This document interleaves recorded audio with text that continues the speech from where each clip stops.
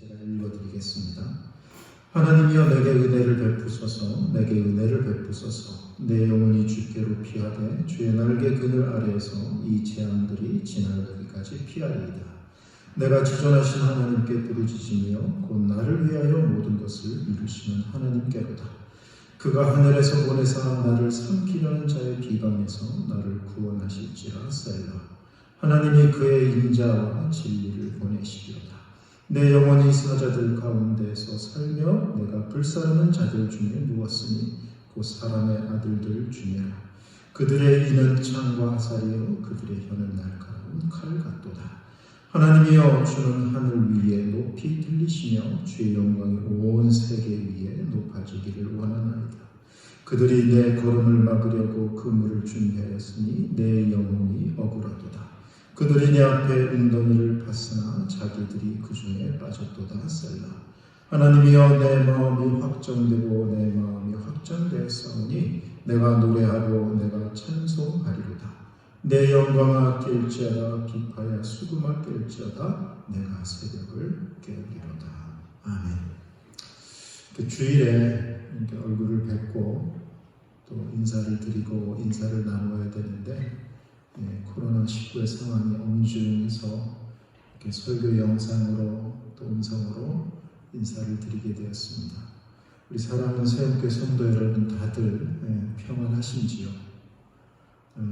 그래도 주중에 장례식과 결혼식이 있어서 몇몇 분들은 얼굴을 뵙고 또 이렇게 반갑게 인사를 나눴는데 한 몇 주 동안 이렇게 얼굴을 뵙지 못한 우리 교우분들, 특별히 우리 어르신들과 환우들 분들에게 이 시간 하나님의 위로와 평강이 함께하기를 주님의 이름으로 축원합니다. 오늘은 주의 날개 그늘 아래서라는 제목으로 말씀을 드리려고 합니다. 주님의 고난을 묵상하고 부활을 기리는 사순절입니다. 국가적 재난과 이런 두려운 상황 속에서 우리는 어떻게 신앙생활하고 무엇을 해야 할 것인가? 오늘 시편 57편의 말씀을 가지고 같이 생각해보고자 합니다. 시편 57편은 다윗의 시입니다. 그 제목을 보면 다윗의 상황을 우리가 알 수 있는데요. 제목에 다윗의 믹담시, 인도자를 따라 알다셋에 맞춘 노래, 다윗이 사울을 피하여 굴에 있던 때라 했는데 이 알다셋이 멸하지 마소서라는 뜻입니다. 다윗은 아마도 자신의 생명이 끊어질 수밖에 없는 그런 상황에서 하나님께 자신을 멸하지 말아달라고 구하는 것 같습니다. 그리고 구체적으로 다윗이 이 시를 쓴 상황이 나오는데 다윗이 사울을 피하여 굴에 있던 때였다고 합니다. 다윗은 이유 없이 사울에게 미움과 죽음의 위협을 받아 쫓겨다니면서 여러 차례 굴에 숨어 다녔습니다. 굴이 서늘하고 좋을 것이라고 말씀하지 마십시오. 그의 생명은 경각간에 있고요. 굴은 그저 숨을 수 있도록 도울 뿐 도망갈 수 없는 사방으로 막혀 있는 곳이 굴입니다. 그래서 다윗이 굴에 갇혀 있다라는 말은 고통과 공경과 절망 중에 있었다는 말과 같습니다. 그래서 1절에서 다윗은 지금 자신이 재앙 한가운데 있다.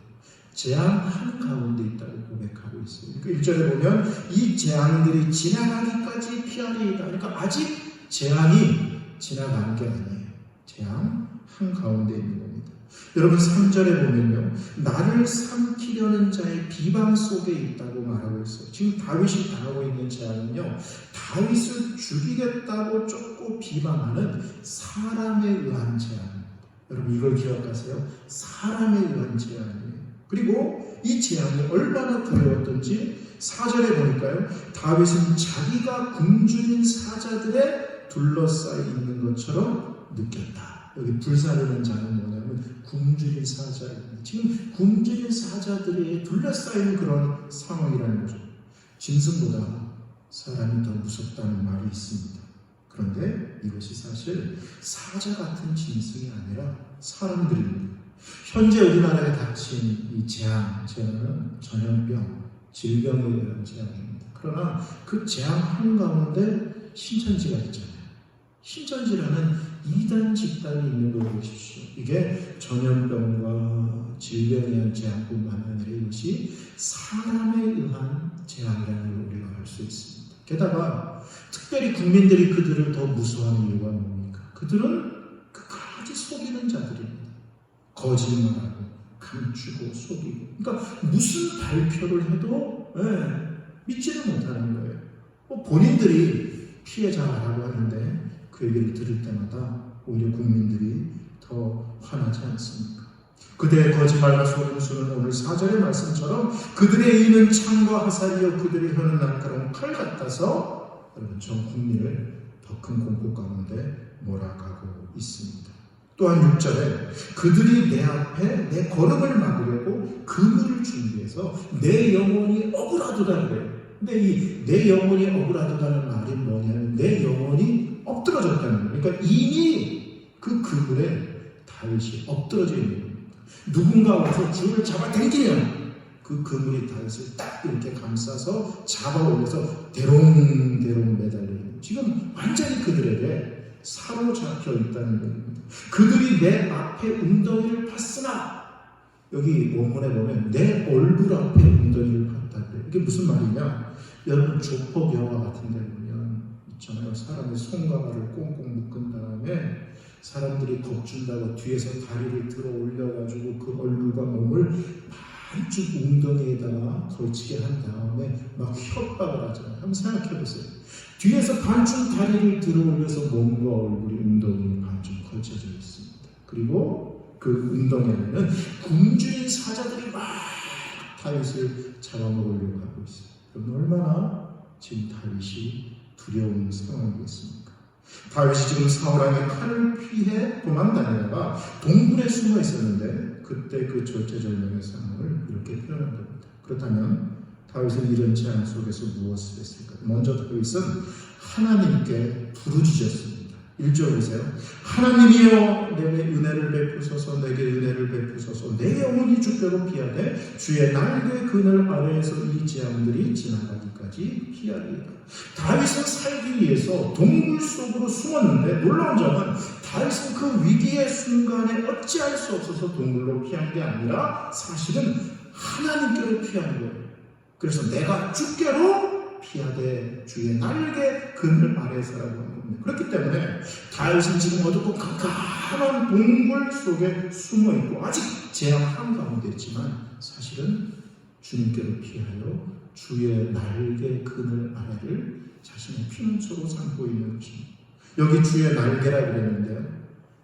공중에 매나 독수리가 뜨면 뿅아리들이 어미새 품을 찾아서 들어가잖아요. 또 어미새도 자기 새끼를 살리려고 보호하려고 이렇게 날개를 다 품잖아요. 우린 그런 걸 상상하는데요. 사실 이 주의 날개라는 이 말은 예루살렘 성전의 지성소에 있는 법궤를 덮고 있는 그룹 천사들의 날개를 상징합니다. 바로 그곳에 하나님이 임재하십니다. 주의 날개 그늘 아래 피한다는 것은 하나님의 임재 아래 피하는 것입니다. 우리는 어려움이 처했을 때 다윗처럼 주의 날개 그늘 아래 피해야 됩니다. 여러분 삶의 현장이 어디든지 하나님의 임재 현장이 되게 하십시오. 그곳에서 믿음으로 하나님이여 내게 은혜를 베푸소서, 내게 은혜를 베푸소서, 내가 주께 피합니다 라고 하면서 하나님을 찾고 구하십시오. 우리의 믿음과 영혼은 반드시 주의 날개 그늘 아래로, 주의 임재 아래로 들어가야 합니다. 왜 그래야 합니까? 1절 다시 한번 보세요. 이 재앙들이 지나기까지 피해야 합니다. 재앙은 지나간다는 거예요. 많은 사람들이 공경에서 기쁜 침체에서 겪게 되고 거기서 헤어나오지 못하는 이유 가운데 하나는 그 재앙이 지나갈 것이라는 사실을 기억하지 않기 때문입니다. 이 재앙이 결코 지나가는 것이 아니고 나는 이 재앙에 죽을 것이라고 생각한다면 어떻게 재앙으로 말미암은 두려움에서 우리의 영혼이 벗어날 수가 있겠습니까? 심지어 그리스도인들에게 있어서 이 재앙이 지나가기까지라는 표현은 이 재앙이 결코 나의 죽음과 나의 죽음 이후에까지도 주장할 수 없다는 것을 알기 때문에 이미 나는 주님이 주신 영생을 소유하고 있고 누리게 될 것이라는 사실을 알기 때문에 오늘 이 고백을 할 수 있는 겁니다. 그리스도인은 비록 재앙 가운데 있을지라도 이 재앙이 지나갈 것을 기억하여 주의 날개 그늘 아래로 피하는 사람들입니다. 그리고 2절에서 다윗이 다시 한번 주께 부르짖는데요. 오늘 이 재앙을 바라보는 다윗의 믿음을 한번 보십시오. 나를 위하여 모든 것을 이루시는 하나님께, 나를 위해서 모든 것을 이루셔서, 우리를 위해서 모든 것을 이루시는 하나님이라고 고백합니다.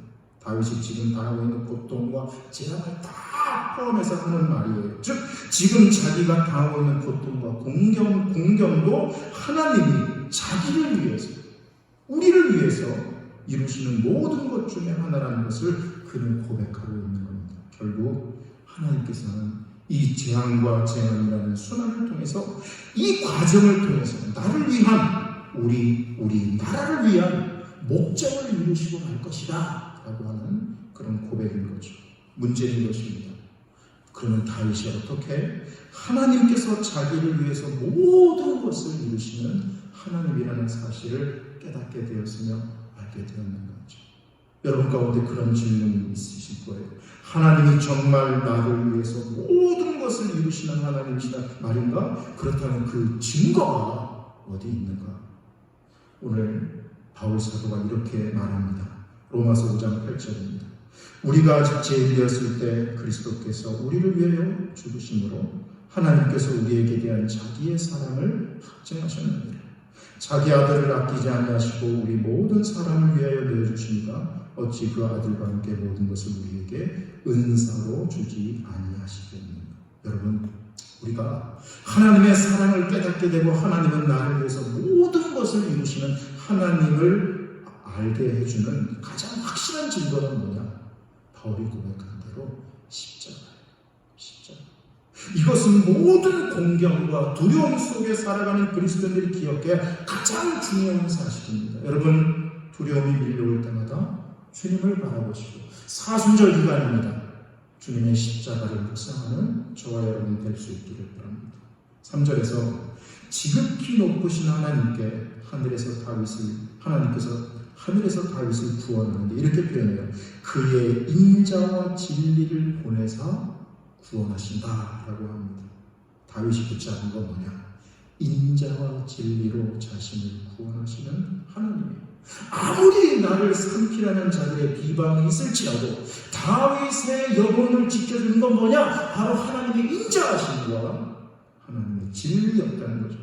인자와 진리는요, 하나님의 성품이기도 하고 언약과 관련된 용어들입니다. 진리는 반드시 약속을 지키시는 하나님의 성실하신 성품을 말합니다. 인자는 그 언약에 따라서 신실하게 은혜를 베풀어 주심을 보여주는 말입니다. 즉 하나님은 틀림없이 성실하게 자기와 언약을 맺으신 백성에게 은혜를 베풀어 주실 거라는 사실이죠. 다윗은 지금 이걸 기억하고 있는 거예요. 약속의 언약을 기억하는 겁니다. 인자와 진리는 하나님의 구원을 보장해주는 두 개의 단어입니다. 하나님은 이 비참한 상태로 내버려 두지 않으실 겁니다. 다윗은 그걸 기억하는 거예요. 하나님의 성품, 인자와 진리. 근데 여러분 아십니까? 인자와 진리는 결국 추상적인 말이 아닙니다. 하나님께서 마치 사람을 보내시는 것처럼 인자와 진리를 보내셨다라고 합니다.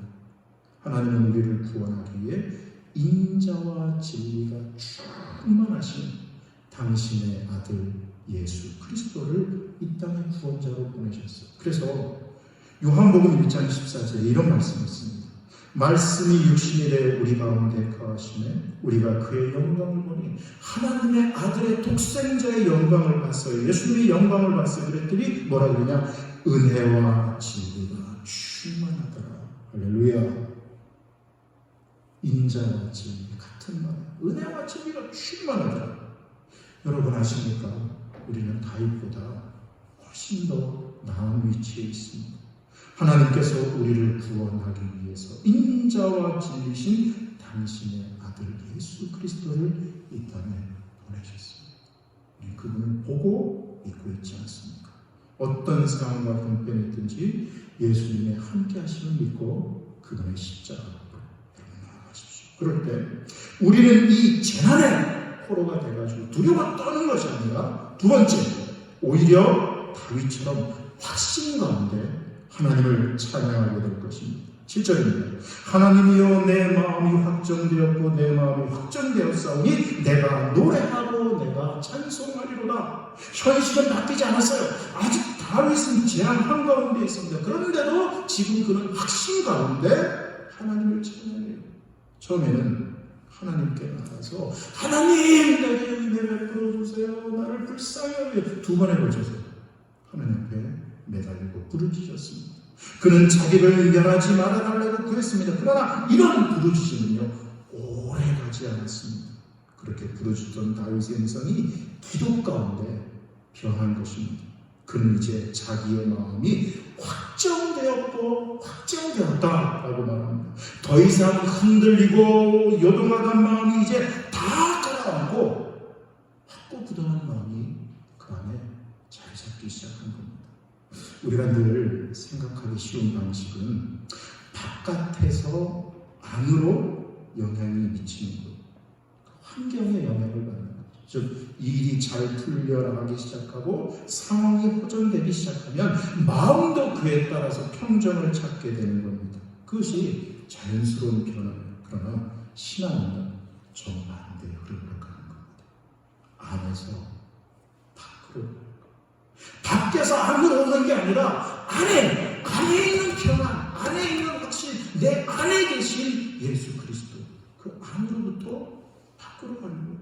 하나님의 은혜는 주님께서 주신 내 마음에서부터 시작합니다. 그래서 다윗은 밖의 환경은 여전히 복잡하고 어렵고 재앙이지만 그럼에도 불구하고 그 환경에 매이지 않고 내 마음이 확정되었다라고 말할 수 있는 거죠. 모든 지각에 뛰어난 그리스도의 평강이 다윗의 마음과 생각을 지키고 있는 것입니다. 하나님은 이런 방식으로 우리를 단련하십니다. 믿음의 능력을 경험하게 하십니다. 본문이 우리에게 주는 또 제목이 있습니다. 성도는 재앙 속에서도 평안 가운데 주님을 노래할 수 있다. 아멘. 그래서 다윗이 이제요 자기 영혼을 향하여 깨어나라고 지금 깨고 있어요. 8절 보세요. 내 영광아 깰지어다 비파와 수금아 깰지어다 내가 새벽을 깨우리로다. 자기가 당한 공경 속에 완전히 사로잡혀 있는 영혼은 깨어나야 합니다. 잠자는 영혼은 깨어나야 돼요. 하나님을 노래하고 찬양하지 못하는 영혼은 잠자는 영혼입니다. 그는 잠자는 자기 영혼을 깨우고 있어요. 그리고는 자기의 깨어난 영혼이 비파와 수금으로 하나님을 노래하고 찬송함으로 내가 새벽을 깨우겠노라. 그러면 새벽은 고정된 시간이 아닙니다. 여명이 밝아오는 시간입니다. 앞에서 말한 것처럼 이 재앙이 다 지나기까지 재앙이 지나간다 그랬죠. 새벽도 지나간다. 저는 우리 영혼이 이 재난 속에 잠들지 않기를 바랍니다. 깨어서 하나님께 부르짖고 깨어서 하나님을 찬양하십시오. 늘 재앙과 재난이 있으면 이건 하나님의 심판이다 라고 하는 얘기가 들립니다. 지금도 그렇지만 중국 우한이 코로나19의 진원지로 지목되었을 때 많은 목사님이 코로나19는 하나님의 심판이다, 특별히 중국을 향한 하나님의 심판이다 라고 얘기를 했습니다. 대구 동신교회 우리 권성수 목사님이신데 총신대 교수님이기도 한데 그분의 설교를 제가 읽어드릴게 하고서 대구 동신교회 권성수 목사는 코로나19 사태가 중국 공산당 독재에 대한 하나님의 심판이라고 말했다. 권 목사는 우한이 기독교 박해 시범도시다. 우한에서 코로나 바이러스로 죽은 제1번이 이 정책을 펼쳤던 중국 공산당 관리다. 성경책을 불살랐다. 십자가를 끌어내렸다. 교회에 CCTV를 설치했다.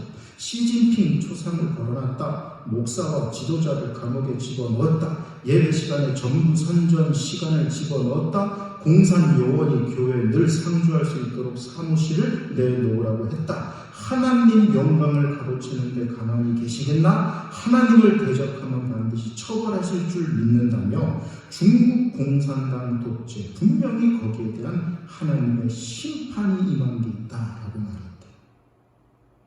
여러분 동의가 되시는가 모르겠습니다. 개인적으로 저도 잘 몰랐던 사실인데 아마 이 설교를 듣고 있는 분들 중에는 이 사실에 동의하는 분들이 많으실 거예요. 또 그거는 이번에 이 내려진 이 코로나19 이게 신천지에 대한 징벌이다. 회개하고 주께 돌아오라 라고 하는 그런 메시지도 있다고 얘기를 하셨습니다. 이렇게 하나님의 심판을 말하는 분들이 주로 구약에 전염병과 질병에 의한 재난을 많이 이용해요. 대표적인 게 애굽에 내려진 10가지 재난이죠. 그 중에 전염병이 있었죠. 그리고 미리수기에 보면 모세와 아론을 대적했던 사람들에게 연병이라는 전염병이 참 일어나거든요. 그것으로 하나님이 심판하세요. 또 하나가 뭐냐면 다윗이 교만해서 인구조사를 했을 때 그때도 하나님이 전염병으로 이스라엘을 치시거든요. 바로 그 사건을 인용하면서 이건 하나님의 심판이다라고 얘기합니다. 구약에서 하나님께서 죄를 지은 자를 질병으로 심판하는 사건들을 언급하면서 하나님의 심판이라고 얘기를 하는 거예요. 이렇게 구약의 질병이 하나님의 심판의 도구로 사용되는 예가 존재합니다. 신명기 28장만 봐도 그 불순종의 저주 가운데 전염병의 예가 분명히 있습니다. 그렇게 구약에서 하나님은 하나님 앞에 범죄한 인간에 대한 심판의 수단으로 진영병과 전염병과 질병을 사용하세요. 근데 부탁드립니다. 조심해야 될 게 있어요. 제가 가르쳐 드릴게요. 먼저 하나님은 누구누구의 죄 때문에 내려지는 심판이라는 걸 미리 말씀하세요. 이건 누구누구의 죄 때문에 내려지는 심판이다라는 것을 먼저 말씀하신 다음에 그 심판을 하신다는 거죠. 그래서 그 질병이 모든 사람이 하나님의 심판을 다 알도록 그렇게 하십니다. 애굽에 내려진 10가지 재앙도 마찬가지입니다. 하나님은 모세를 통해 재앙을 내리실 걸 애굽 왕 바로에게 미리 말씀하셨고 그럼에도 바로가 하나님의 명령을 거절하자 재앙을 내리셨어요. 이렇게 하나님께서 애굽에 재앙을 내리신 목적은 바로가 재앙을 통해 하나님이 세상을 주인하는 것 그리고 그분에게 놀라운 권능이 있다는 걸 알고 하나님의 백성을 애굽에서 광야로 보내라고 하는 그것에 하나님의 메시지가 있는 거였습니다. 다윗도 마찬가지예요. 다윗이 교만하여 인구조사를 하는 범죄를 저지른 경우에도 하나님은 갓 선지자를 보내서 먼저 다윗의 죄를 책망하신 다음에 다윗의 죄에 대한 징벌로 전염병을 내리셨습니다. 이 처참한 광경을 마주한 다윗은 자신의 죄가 얼마나 처참한 것인지 심각한 것인지를 깨달았고 그것 때문에 하나님 앞에 철저하게 회개하는 모습을 보입니다. 그러니까 재앙을 통한 징벌이 목적이 아니라 다윗 자신의 죄를 깨닫고 하나님 앞에 철저히 회개하게 하려는 방편이었다는 것을 우리가 성경 속에서 알 수 있는 거죠. 성경은 질병이나 자연재해를 다 하나님의 심판이라고 말하지 않습니다. 욥기 보시면 돼요. 욥은 의인이잖아요. 욥은 하나님께서 인정한 의인이었지만 한 인간이 감당하기도 해결하기도 어려운 재난들을 다 만나요. 자식 죽고 그만둔 재산 다 잃고 온몸에 병이 드는 거. 한 인간이 감당하기 어려운 그런 재난과 질병을 다 그가 경험을 하는데 하지만 우리도 알다시피 욥은 죄 때문에 고난받은 거예요. 하나님의 경험, 하나님의 섭리가 정금같이 나오게 하기 위해서 그의 믿음을 그 용광로 속에서 하나님이 단련시킵니다. 정금같이 만드시고자 하는 고난이었습니다. 이렇게 인간 세상에서 일어나는 재앙 가운데는 인간이 설명할 수 없는 하나님의 경험은 하나님의 섭리에 속한 것이 아주 많습니다. 이 부분은 악함이나 불의, 부실 같은 인간의 잘못으로 설명할 수 없는 영역입니다. 하나님께서 세상의 주인이시며 세상을 통치하시는 분이기 때문에 분명히 하나님의 계획과 뜻을 따라서 다스리십니다. 그 뜻을 인간이 다 알 수 없기에 설명할 수도 없고요. 설명되지 않는 영역도 있다는 걸 여러분 기억하십시오. 예수님 당시도 인간의 질병이나 신체적 장애를 인간의 죄와 연결해서 하나님의 징벌이라고 생각했어요. 여러분 그래서 아시잖아요. 선천적인 시각장애인 제자들이 보고 뭐라 그랬죠? 저 사람이 저렇게 장애인으로 태어난 게 본인의 죄입니까? 부모의 죄입니까? 예수님이 뭐라 그러죠? 본인도 아니고 부모도 아니고 하나님께서 그에게 하실 일이 있다. 재앙이 아니에요. 재난이 아니에요. 심판이 아니에요. 하나님께서 그에게 하실 일이 있다. 하나님의 하시는 일을 드러내기 위해서라고 답하셨습니다. 사람들은 다른 사람들의 질병과 재난에 대해 쉽게 하나님의 심판이라고 판단하는 것에 대해서 예수님이 조심해야 된다라고 얘기를 하신 거죠. 그래서 두 가지 부탁드립니다. 이 재앙 속에서 우리 기독교인이 해야 될 일은 두 가지입니다. 첫째는 하나님 앞에 겸손히 나아가는 겁니다. 오늘 다윗처럼 하나님이여 내게 은혜 베푸소서, 내게 은혜 베푸소서, 내가 주께로 피합니다. 주의 날개 그늘 라고 하면서 주님께 나아가는 겁니다. 자연재해나 전염병 같은 재난 속에서 인간이 얼마나 연약한 존재인지 다시 생각하고 하나님께서 세상을 다스리는 왕이라는 사실을 인정하며 우리를 향한 하나님의 선하심과 사랑을 기억하고 그의 긍휼과 자비를 구하는 거죠. 두 번째는 어려움을 당하는 이들에 대해 예수님께서 주신 사랑의 마음을 갖고 그들의 고통에 공감하며 돕기에 힘쓰는 거예요. 그러니까 여러분 이번에 이 사태를 겪으면서 이 정부의 역할이 얼마나 큰가, 통치자의 역할, 그리고 보건단, 그리고 지금 저 의료 전쟁에서 정말 어떻게 보면 목숨을 걸고 일하는 그 의료진들에 대한 수고, 고마움에 대해서 우리가 많이 깨닫잖아요. 기도해 주십시오. 기도해 주십시오. 그래서 이것이 빨리 종식되고 그들의 수고로 말미암아 빨리 해결될 수 있다. 오히려 사랑을 베풀고 기도하는 그런 시간으로 우리가 보내야 됩니다. 말씀을 마칩니다. 크리스천 작가 중 바바라 존스라는 분이 있습니다. 2007년에 하나님께로 가셨는데 그녀는 베트남 전쟁에서 아들을 잃었고요. 다른 아들은 음주운전자에 의한 교통사고로 잃었습니다. 남편도 교통사고로 심각한 뇌 손상을 입게 되었습니다. 설상가상 그녀의 남은 아들이 동성연애를 하고 있다는 것을 알게 되었습니다. 그녀는 삶의 의미를 상실한 채 진짜 깊은 계곡을 걸어가야만 했습니다.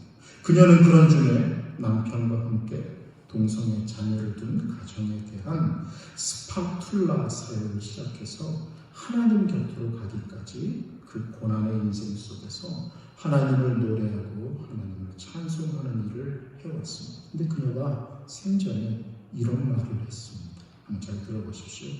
현재 나의 삶을 가능케 한 한 가지는 성경의 말씀대로 그것도 지나가리라. 현재 나의 삶을 가능하게 한 가지는 성경의 말씀대로 그것도 지나가리라는 약속의 말씀이었습니다. 성경은 약속하지 않았습니까? 그것도 지나가리라. 이 또한 지나간다는 말입니다. 그것이 계속 머물러 있을 것이라고 성경은 말하지 않습니다. 여러분 삶이 오늘 깊은 공경과 고통 속에 있다 할지라도 다윗이 또한 바바라 존스가 기억했던 걸 꼭 기억하십시오. 이 재앙은 지나갈 것입니다. 하나님의 뜻과 계획과 목적이 이루어졌을 때 이 또한 지나갈 것입니다. 그래서 이 재앙이 지나기까지 주의 날개 아래로 피립니다.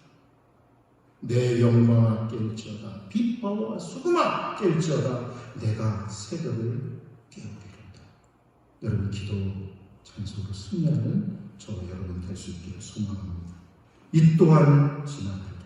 이것이 재난을 이기는 그리스도의 믿음입니다. 하나님께서 우리 모두를 우리 세원교회 모든 성도를 주의 날개로 안전하게 지켜주실 줄 믿습니다. 제가 기도하겠습니다. 사랑해 주님, 오늘 다윗이 재앙 한가운데서 주께를 피하였습니다. 주의 그를 날개 아래로 하나님 숨었습니다. 이 시간 우리 새롭게 성도들이 어디에 있든지 주의 날개 그늘 아래 있게 하여 주시옵소서.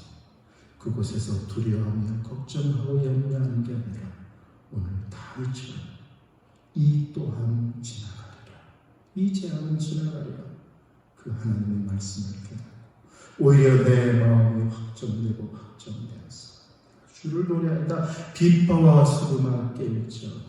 내가 새벽을 깨우리라. 오히려 그곳에서 잠자는 영혼을 깨워 하나님을 찬양하는 승리하는 주의 성도들 되게 하여 주옵소서. 하나님, 앞장서 일하는 정부 또 보건당국, 특별히 우리 의료 종사자들을 긍휼히 여겨 주시옵소서. 이들의 수고가 결코 헛되지 않도록 이 모든 것이 속히 종식되게 하여 주시오. 또 이 가운데 신천지가 있습니다. 하나님, 우리는 하나님의 뜻을 다 알지 못하는데 하나님의 뜻을 이루시되 더 이상 하나님 아버지의 그 무지몽리하고 어리석은 것에 불쌍한 영혼들이 빠지지 않도록 하나님 이 민족을 긍휼히 여겨 주시옵소서. 예수님의 이름으로 기도합니다.